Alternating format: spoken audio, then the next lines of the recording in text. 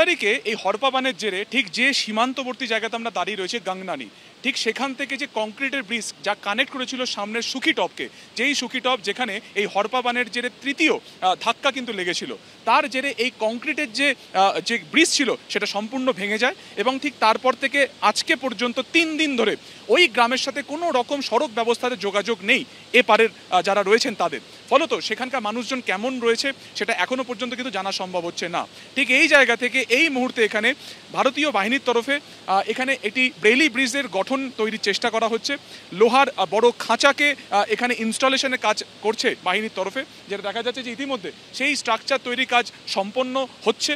গতকালকে 12টা নাগাদই এরকম বিভিন্ন স্ট্রাকচার এখানে আনা হয় এবং সামনে যে জলপ্রপাত দেখা যাচ্ছে এর উপর থেকে কিন্তু সেই দিনকে হরপা বান নেমে আসে এবং গোটা কংক্রিটের ব্রিজকে ভাসিয়ে নিয়ে চলে যায়। ফলত এই মুহূর্তে সবথেকে বড় চ্যালেঞ্জ হচ্ছে যে কতদিনের মধ্যে এই যে স্ট্রাকচার রয়েছে ব্রেলি ব্রিজের সেটাকে জোড়া সম্ভব হবে এবং এই হাইড্রা যে ক্রেন রয়েছে সেই ক্রেনের মাধ্যমে এপারের সাথে ওপারকে যুক্ত করা হবে।